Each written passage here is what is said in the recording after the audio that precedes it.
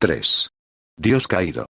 Loken apenas podía recordar una pelea en la que él y sus guerreros hubieran gastado todas sus municiones.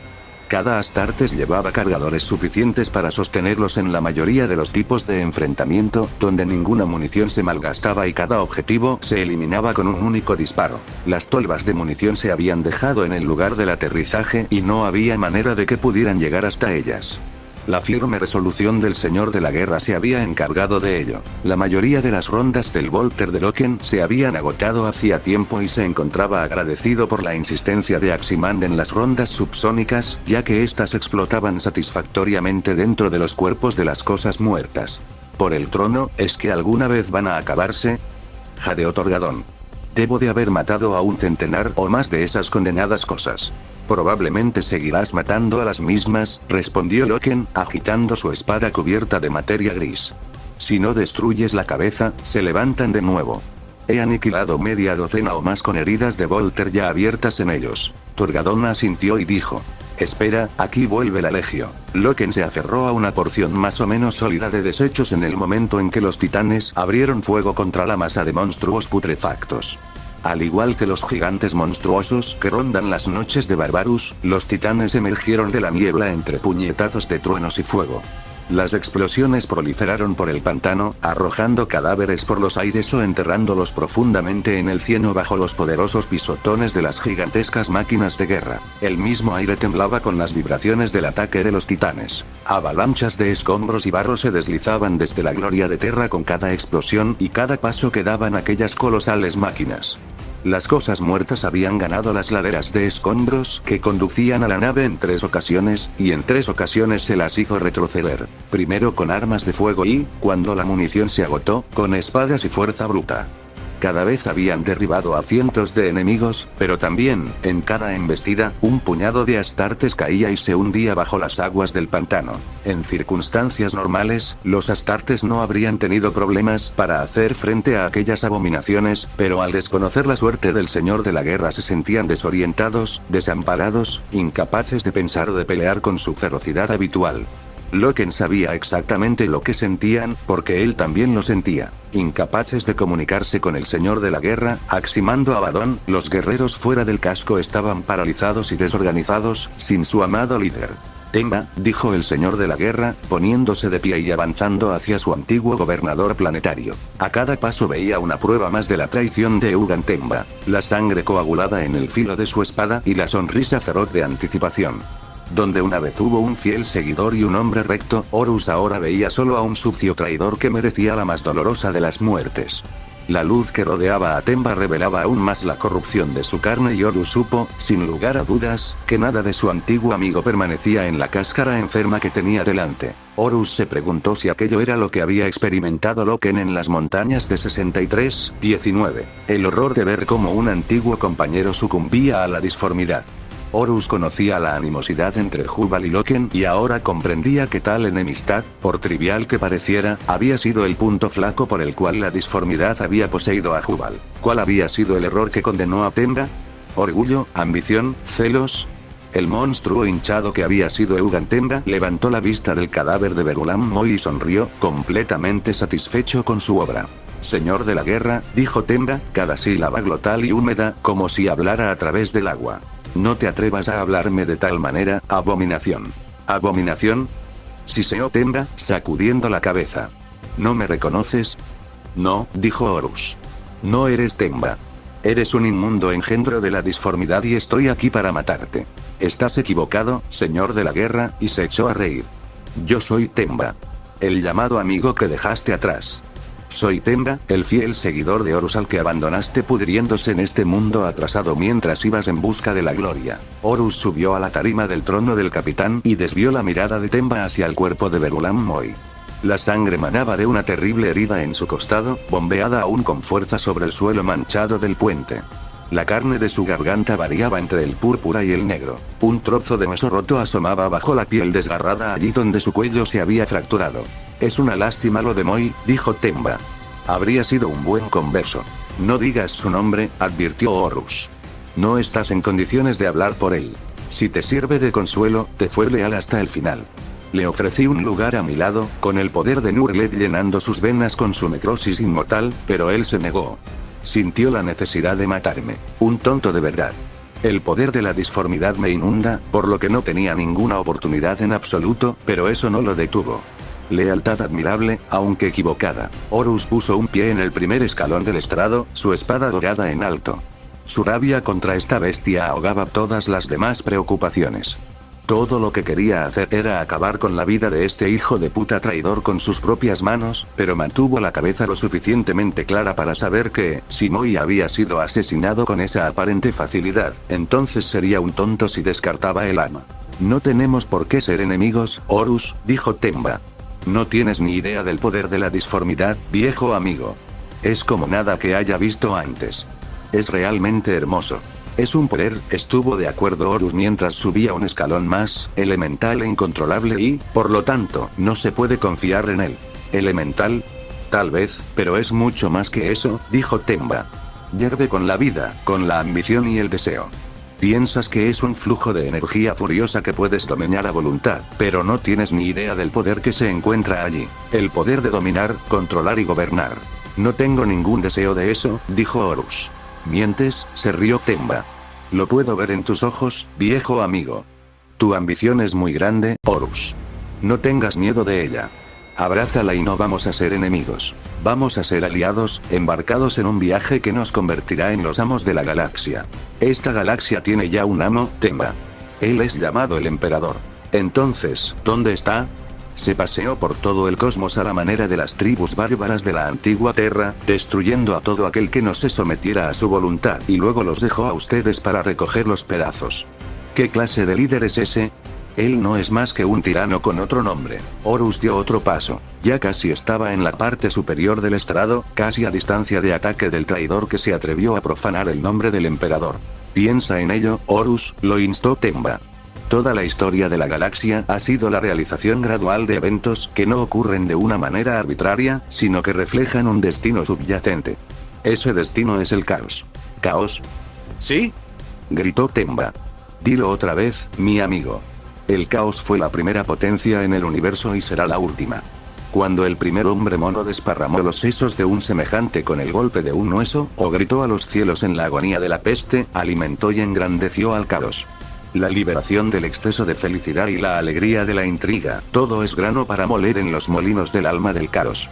Mientras perdure el hombre, el caos también lo hará. Horus llegó a la parte superior de la tarima y quedó cara a cara con Temba, un hombre que había sido una vez su amigo y compañero en esta gran empresa.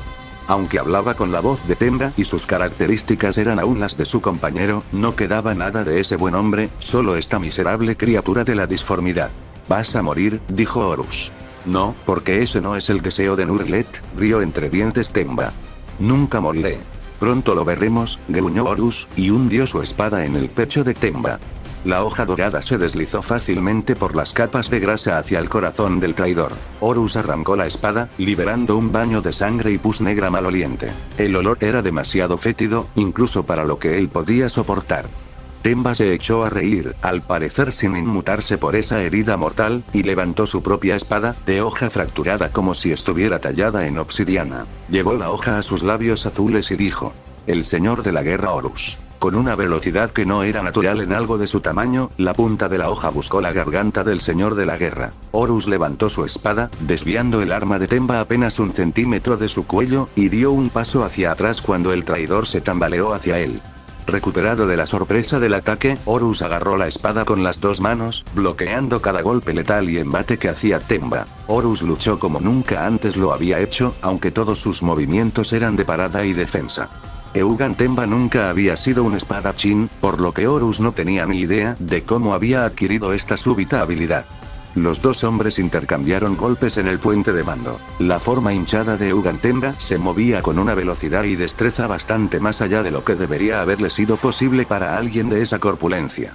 De hecho, Horus tenía la clara impresión de que no era la habilidad de Temba con la espada, sino que esta provenía de la hoja. Se agachó para esquivar un mandoble dirigido a su cuello y se metió dentro de la guardia de Temba, introduciendo su espada a través del vientre de su oponente, derramando una papilla espesa de sangre infectada y grasa sobre la cubierta. La hoja oscura contraatacó y golpeó la guarda de su hombro, arrancando un destello de chispas de color púrpura. Horus retrocedió de nuevo por el golpe recibido, a la vez que el retorno de la hoja pasaba por donde un instante antes había estado su cabeza. Cayó y rodó al tiempo que Temba volvía su cuerpo ensangrentado hacia él. Cualquier hombre normal habría muerto una docena de veces o más, pero Temba parecía no tener problemas por esas heridas mortales. La cara de Temba brillaba de sudor y Horus parpadeó cuando el contorno del monstruo vaciló, como aquellos monstruos ciclópeos con los que había luchado en el pasillo central de la nave. Pudo ver algo profundamente dentro del cuerpo monstruosamente hinchado. La silueta de un hombre gritando, con las manos en las orejas y el rostro contraído en una mueca, rictus de horror. Arrastrando sus entrañas como cuerdas pegajosas, Eugan Temba descendió los escalones de la tarima como un noble, haciendo su entrada en una de las esferas meridianas. Horus vio la maldita espada relucir con un hambre terrible. Su hoja temblaba en la mano de Temba, como si ardiera de ganas de enterrarse en su carne. No tiene por qué terminar de esta manera, Horus, gorjeó Temba. No tenemos por qué ser enemigos. Sí, dijo Horus. Debemos. Asesinaste a mi amigo y traicionaste al emperador. No puede ser de otra manera. Incluso antes de que las palabras salieran de su boca, la hoja gris se dirigió hacia él y Horus se echó hacia atrás cuando el borde afilado le rozó la coraza y cortó la ceramita. Horus se alejó de Temba mientras oía el ruido de los dos tobillos monstruosamente hinchados del traidor, que por fin se rompían bajo su tremendo peso. Horus vio como Temba se arrastraba hacia adelante, los extremos astillados de hueso sobresaliendo de la carne sangrienta de sus tobillos. Ningún hombre normal podría soportar tanta agonía, y Horus sintió un atisbo de compasión por su antiguo amigo que se revelaba dentro de su pecho. Nadie merecía semejante situación y Horus se comprometió a terminar con el sufrimiento de Temba, viendo de nuevo la parpadeante imagen dentro de la carne disforme alienígena. Debería haberlo escuchado, Eugan, susurró. Temba no respondió. La hoja resplandeciente tejió patrones brillantes en el aire, pero Horus la ignoró, siendo como era un guerrero avezado que no caería en un truco tan elemental. Una vez más, la hoja de Temba llegó hasta él, pero Horus fue tomando la medida de su capacidad de hacerle daño. Atacó sin pensarlo, con el simple deseo de destruirlo. Giró su propia hoja, trabando los gavilanes de la empuñadura de Temba, y barrió el brazo en un movimiento de desarme antes de acercarse para asestar el golpe mortal. En lugar de liberar la hoja por temor a romperse la muñeca, Temba mantuvo el control sobre la espada. Su punta se retorció en el aire y cayó hacia el hombro de Horus. Las dos cuchillas atravesaron la carne en el mismo instante. Horus desgarró el pecho de su enemigo, atravesando el corazón y los pulmones, al mismo tiempo que Temba lo apuñalaba en el músculo del hombro, donde le había sido arrancada la armadura. Horus gritó ante el súbito dolor. Su brazo ardía por el corte de la espada resplandeciente y reaccionó con toda la velocidad que el emperador le había legado. Su espada dorada trazó un arco hacia afuera, cortando el brazo de Temba justo por encima del codo. La espada sonó al golpear contra la cubierta, donde se estremeció con una repugnante vida propia, aún sostenida por el brazo cortado. Temba vaciló y cayó de rodillas con un grito de agonía, mientras Horus se erguía ante él con la espada en alto. Aunque su hombro le dolía y sangraba profusamente, la victoria era suya y rugió de ira, dispuesto a realizar su venganza. A través de la niebla roja de ira y dolor, vio la patética, llorosa y sucia forma de Eugan Temba, despojado del poder repugnante que la disformidad le había obsequiado. Aunque su cuerpo continuaba hinchado, la luz oscura de sus ojos había desaparecido, sustituida por las lágrimas y el dolor cuando la enormidad de la traición se desplomó sobre él. ¿Qué he hecho?, preguntó Temba, con una voz que era poco más que un susurro. La ira de Horus se esfumó en un instante y bajó su espada, arrodillándose junto al hombre moribundo que había sido su amigo de confianza. Trepidantes sollozos de agonía y remordimiento recorrían el cuerpo de Temba. Con la mano que le quedaba, se aferró a la armadura del señor de la guerra. Perdóname, amigo mío, dijo. Yo no lo sabía. Ninguno de nosotros. Calla, Eugan, lo tranquilizó Horus. Fue la disformidad. Las tribus de la luna la han usado en tu contra. Ellos la llamaban magia. No, lo siento mucho, lloró Temba, con los ojos apagados ante la inminencia de la muerte. Nos mostraron lo que podían hacer y vi el poder de la misma. Vi más allá y me asomé a la disformidad. Vi los poderes que habitan allí y, que el emperador me perdone, aún sigo deseándolos. Ningún poder habita allí, Eugan, dijo Horus. Fuiste engañado. No, dijo Temba, agarrando el brazo de Horus. Yo era débil y caí de buen grado, hasta quedar convertido en esto. Existe un gran mal en la disformidad y deseo que conozcas la verdad del caos antes de que la galaxia esté irremediablemente condenada. ¿De qué estás hablando? ¿Cómo que condenada? Pude verlo, señor de la guerra.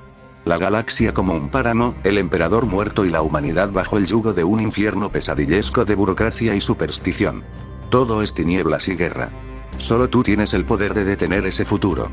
Debes ser fuerte, señor de la guerra. Nunca olvides que... Horus quiso preguntar más, pero vio impotente como la chispa de la vida huía de Ugantemba. Su hombro todavía quemaba. Horus se puso en pie y se dirigió hacia las consolas y al paquete palpitante de cables que llegaba hasta el techo de la cámara. Con un rabioso grito de dolor por la pérdida, cortó los cables con un poderoso golpe de su espada. Se dejó caer y giró en el suelo mientras chispas y líquido verde brotaban de los tubos internos y cables, y Horus pudo asegurarse de que la condenada transmisión Vox había cesado. Horus dejó caer su espada y, agarrándose el hombro lesionado, se sentó en la cubierta junto al cuerpo muerto de Ugantemba y lloró por su amigo perdido. Loken deslizó su espada a través del cuello de otro cadáver, arrojando al zombi carcomido a la pila que se formaba delante de él. Él y Torgadón lucharon espalda con espalda, sus espadas cubiertas por la carne de las cosas muertas. Sin embargo, eran empujados cada vez más por las laderas de metal que llevaban al interior de la nave. Sus guerreros luchaban desesperadamente, dando golpes cada vez más débiles por el agotamiento. Los titanes de la Legio Mortis aplastaban lo que podían y, ocasionalmente, bañaban la base de los escombros con chorros de fuego, pero no podían detener a la horda. Decenas de astartes estaban muertos y aún no había noticias de las fuerzas que habían entrado en la gloria de Terra.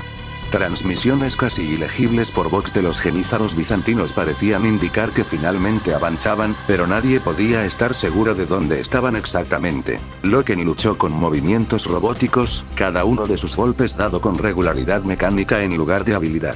Su armadura estaba abollada y rota en una docena de lugares, pero aún así luchaba por la victoria, a pesar de la absoluta desesperación de su causa. Eso era lo que hacían los astartes. Triunfar con todas las probabilidades en contra. Loken había perdido la noción del tiempo que llevaba luchando. Las sensaciones de este combate brutal cegaban sus sentidos a todo lo que no fuera el siguiente de sus atacantes. Tenemos que refugiarnos en la nave. Gritó. Torgadón y Nerovicus asintieron con la cabeza, demasiado ocupados con sus propias situaciones para responder verbalmente. Loken se volvió y comenzó a emitir órdenes a través del box interpersonal, recibiendo reconocimientos de todos sus comandantes de pelotón supervivientes. Oyó un grito de ira y, reconociéndolo como perteneciente a Torgadón, se volvió con su espada en alto. Una multitud de cadáveres hediondos inundaba la parte superior de las laderas, sobrepasando a los astartes allí reunidos en un frenesí de garras y mandíbulas. Torgadón cayó a tierra. Las bocas de los cadáveres se fijaron en su cuello y los brazos lo arrastraron hacia abajo. ¡No!, gritó Loken mientras saltaba hacia lo más recio del combate. Cargó con el hombro contra ellos, enviando los cuerpos volando por las laderas. Sus puños aplastaron cráneos y su espada partió las cosas muertas en dos. Un puño enguantado empujó a través de la carne gris y el astarte se agarró a él, sintiendo el peso de un guerrero blindado al final. «Aguanta, Tarik», le ordenó, arrastrando del brazo a su amigo. A pesar de su fuerza, no podía liberar a Torgadón y sintió que algo se le envolvía en las piernas y la cintura. Golpeó con la mano libre, pero no pudo matar a bastantes de ellos. Las manos le desgarraron la cabeza, manchándole la visera con sangre, cegándolo mientras se sentía caer. Loken golpeó en vano, arrancando trozos de cosas muertas, pero no pudo evitar que lo separaran de Torgadón. Con fuerza no natural, las garras de sus enemigos arrancaron su armadura, penetraron su carne y drenaron su preciosa sangre. Un cráneo sonriente cayó sobre su pecho. Se puso cara a cara con él y sus mandíbulas se cerraron en la visera. No pudo penetrar el cristal blindado, pero arroyos de saliva fangosa borronearon su visión cuando las mandíbulas se abrieron y cerraron. Loken decapitó a la cosa y rodó sobre su frente para ganar algo de espacio. Soltó la empuñadura de su espada y gritó con ira cuando finalmente comenzó a liberarse de su abrazo intolerable. Loken luchó con cada onza de su fuerza, ganando finalmente un respiro para poder ponerse de pie. A su alrededor, los guerreros astartes luchaban con las cosas muertas y supo que no tenían nada que hacer. Entonces, de golpe, cada una de las cosas muertas cayó al suelo con un suave suspiro de liberación. Donde segundos antes el área alrededor de la nave había sido un campo de batalla con guerreros acorralados entre la vida y la muerte, ahora era un cementerio extrañamente silencioso. Desconcertados, los astartes se levantaban y miraban a su alrededor los cuerpos sin vida que los rodeaban. ¿Qué ha pasado?, preguntó Nerovitus, apareciendo de entre un montón de cadáveres apaleados. ¿Por qué se han detenido? Loken negó con la cabeza. No tenía una respuesta para darle. No lo sé, Nero. No tiene ningún sentido. ¿Prefieres que sigan atacando? No molestes. Solo quiero decir que, si alguien animaba a estas cosas, entonces ¿por qué parar ahora? Nos tenían. Loken se estremeció. Alguien que poseyera el poder para derrotar a los astartes era algo serio. Nunca antes, en todo el tiempo que viajaron a través de la galaxia, hubo nada que pudiera oponerse a ellos por mucho tiempo. Eventualmente, la voluntad del enemigo se rompía ante la superioridad abrumadora de los marines espaciales. ¿Qué sucedería cuando se encontraran con un enemigo con una voluntad tan implacable como la suya propia? Se liberó de esos pensamientos tan sombríos, y comenzó a emitir órdenes para disponer de los cadáveres. Comenzaron a destruir los restos o a separar las cabezas de los hombros para que no se reanimaran. Con el tiempo, Aximand y Abaddon sacaron a sus hombres de entre los restos de la nave, maltratados y ensangrentados, aunque bastante ilesos. Erebus también regresó con sus portadores de la palabra, algo maltratados pero con pocas bajas. Todavía no había señal de los hombres de Sedirae ni del Señor de la Guerra. Vamos a regresar allí por el Señor de la Guerra, dijo Abaddon. Yo iré al frente. Loken estuvo a punto de protestar, pero asintió con la cabeza al ver la determinación inquebrantable en la cara de Ezequiel. Todos vamos a ir, dijo. Encontraron a Luz Sedirae y sus hombres atrapados en una de las cubiertas inferiores, cercados por mamparos caídos y toneladas de escombros. Les tomó casi una hora abrir un espacio lo suficientemente grande para liberar a la tropa de asalto de Luke. Apenas salido de su prisión, todo lo que pudo decir Sedirae fue: estaban aquí. Monstruos con un solo ojo, salieron de la nada, pero los matamos a todos. Ahora se han ido. Luke había sufrido bajas. 7 de sus hombres habían muerto y su sonrisa perpetua había sido reemplazada por una expresión de venganza que le recordó a Loken a un niño caprichoso. Negros residuos malolientes recubrían las paredes y Sedirae tenía una mirada enloquecida que a Loken no le gustó en absoluto. Le recordó a Euprati Keller en el momento en que casi la mató aquella cosa disforme que había poseído a Jubal. Con Sedirae y sus guerreros a remolque, el Mournival siguió adelante, con Loken liderando el camino, buscando entre los signos de la batalla dispersos por toda la nave. Los impactos de Volter y los cortes de espada que llevaban inexorablemente hacia el puente de mando. Loken, susurró Aximand. Temo por lo que podemos encontrar más adelante. Debemos estar preparados para ese momento. No, dijo Loken. Sé lo que sugieres, pero no voy a pensar en eso. No puedo. Tenemos que estar preparados para lo peor. No, dijo Loken, más fuerte de lo que había previsto. Ya lo sabríamos si. ¿Sí qué? Preguntó Torgadón. Si el Señor de la Guerra estuviera muerto, dijo finalmente Loken. Un silencio espeso los envolvió a medida que luchaban por asimilar una idea tan horrible. Loken está en lo cierto, dijo Abaddon. Sabríamos si el Señor de la Guerra hubiera muerto. Bien lo sabes. De todos nosotros, tú lo habrías sentido, pequeño Horus. Espero que estés en lo cierto, Ezequiel. Basta ya de esa porquería, dijo Torgadón. Toda esa cháchara sobre la muerte y todavía no hemos encontrado ni un cabello del Señor de la Guerra. Guarda tus pensamientos sombríos para los muertos que ya conocemos. Además, todos sabemos que si el Señor de la Guerra estuviera muerto, el cielo se habría venido abajo, ¿eh? Eso aligeró un poco su estado de ánimo y siguieron adelante, abriéndose camino a lo largo del corredor central de la nave, que pasaba a través de varios mamparos y corredores de luces parpadeantes, hasta que llegaron a las puertas blindadas que conducían al puente. Loken y Abaddon iban en cabeza, con Aximand, Torgadón y Sedirae en la retaguardia. El interior estaba completamente a oscuras. Solo la luz suave de las consolas destruidas proporcionaba una tenue iluminación. El Señor de la Guerra se encontraba de espaldas a ellos, su gloriosa armadura abollada y sucia, sosteniendo algo vasto e hinchado en su regazo. Loken se acercó al Señor de la Guerra, haciendo una mueca al ver una cabeza humana grotescamente hinchada en el regazo de su comandante. Una gran grieta atravesaba la coraza del Señor de la Guerra y la sangre se filtraba desde una herida en su hombro por la armadura de su brazo. Señor, dijo Loken. ¿Se encuentra bien? El Señor de la Guerra no respondió. En su lugar, acunaba la cabeza de lo que Loken solo podía asumir que era Eugan Temba. Su masa era inmensa y Loken se preguntó cómo una criatura tan monstruosa podría haberse movido por sus propios medios. El Mournival se unió a Loken, sorprendidos y horrorizados por la apariencia del Señor de la Guerra en este terrible lugar. Se miraron unos a otros con un creciente malestar, sin saber muy bien qué hacer ante una escena tan extraña. «Señor», dijo Oxymand, de rodillas ante el sollozante Señor de la Guerra. «Yo le fallé», dijo Horus. «A todos ellos. Debería haber escuchado, pero no lo hice y ahora están todos muertos. Es demasiado. Señor, vamos a salir de aquí. Las cosas han dejado de atacar. No sabemos cuánto tiempo va a durar, por lo que necesitamos salir de este lugar y reagruparnos». Horus movió lentamente la cabeza. «No nos van a atacar de nuevo. Temba está muerto y yo corté la señal del Vox. No sé exactamente cómo, pero creo que era lo que animaba a esas pobres almas». Abaddon corrió hacia Loken a un costado y susurró: «Tenemos que sacarlo de aquí y no podemos permitir que nadie vea el estado en que se encuentra». Loken sabía que Abaddon tenía razón. Ver así al Señor de la Guerra rompería el espíritu guerrero de todos los Astartes. El Señor de la Guerra era un dios invencible, una figura legendaria que nunca podría ser humillada. Verlo así, humillado, sería un golpe para la moral del que la 63ª expedición nunca podría recuperarse. Suavemente, colocaron el cuerpo de Ugan Temba lejos del Señor de la Guerra y ayudaron a su comandante a ponerse de pie. Loken colocó el brazo del Señor de la Guerra por encima de su hombro, sintiendo contra su cara la humedad caliente de la sangre que aún goteaba del brazo de Horus. Entre él y Abaddon sacaron al Señor de la Guerra del puente. «Déjenme», dijo el Señor de la Guerra, con la voz débil, casi inaudible. «Voy a salir de este lugar por mi cuenta». De mala gana lo soltaron y, aunque se balanceó un poco, el Señor de la Guerra se mantuvo en pie, a pesar de la palidez de su rostro ceniciento y el dolor evidente que se reflejaba en él. El Señor de la Guerra dedicó una última mirada a Eugan Temba y dijo: «Recoged a Berulam y salgamos de aquí, mis hijos». Magath se desplomó contra la compuerta acerada de la gloria de Terra, su espada cubierta de los negros fluidos de las cosas muertas.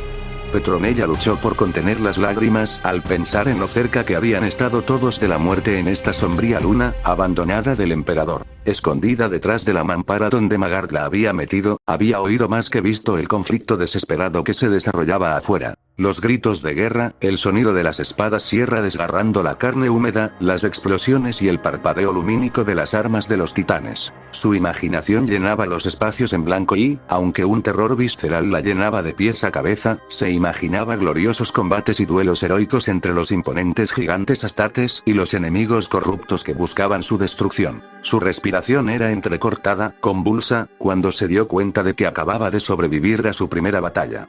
Con esa comprensión llegó una extraña calma. Sus miembros dejaron de temblar y le entraron ganas de echarse a reír.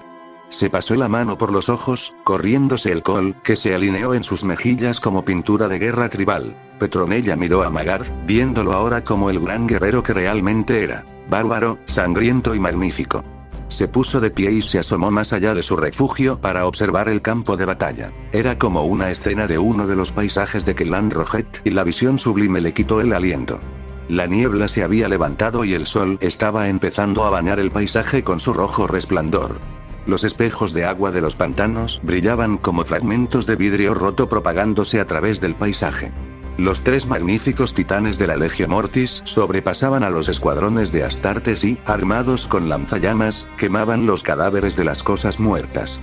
Las piras de monstruos caídos ardían con una luz verde azulada. Ya estaba pensando en las metáforas y las imágenes que utilizaría. Los guerreros del emperador llevando su luz a los lugares más oscuros de la galaxia, o quizá los Astartes como ángeles de la muerte, llevando su retribución a los injustos. Las palabras tenían el justo tono épico, pero tenía la sensación de que a esas imágenes todavía les faltaba algo verdaderamente fundamental.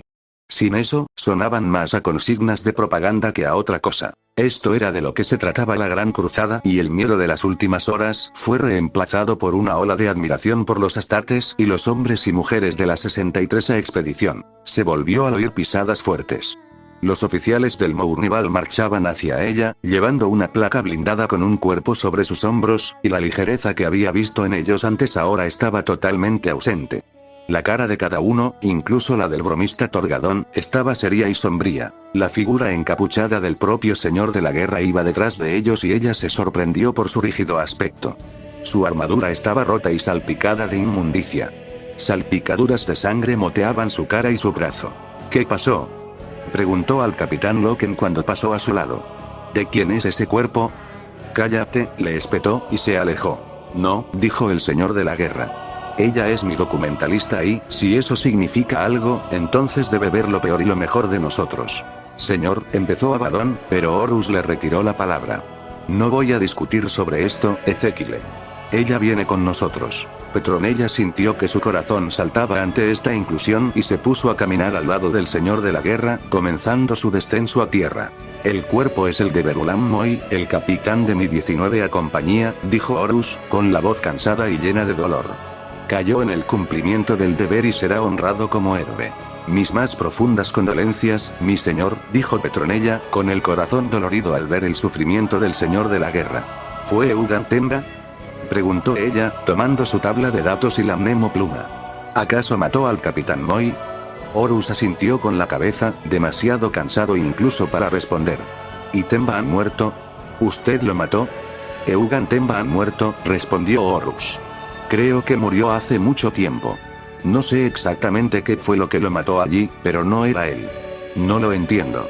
No estoy seguro de lo que hice, dijo Horus, tropezando al llegar a la parte inferior de la pendiente de escombros. Ella extendió una mano para sostenerlo antes de darse cuenta de lo ridícula que era esa idea. Su mano se mojó con sangre y vio que el señor de la guerra aún sangraba de una herida en el hombro. Terminé con la vida de Ugan Tenga, pero lloré por él después. ¿Pero no era un enemigo?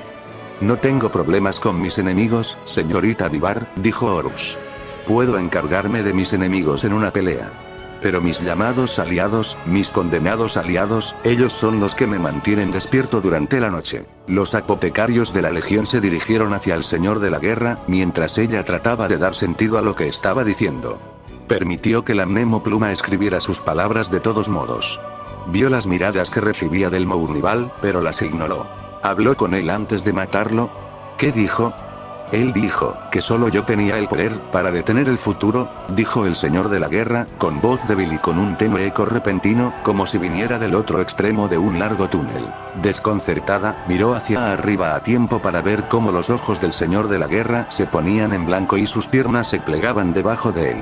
Gritó, extendiendo la mano hacia él, sabiendo que era incapaz de ayudarle, pero que necesitaba tratar de evitar su caída. Como una avalancha en cámara lenta o un deslizamiento de montaña, el señor de la guerra se derrumbó. La mnemopluma rasgó los datos en la tabla y ella lloró mientras leía las palabras allí escritas. Yo estuve allí el día en que Horus cayó.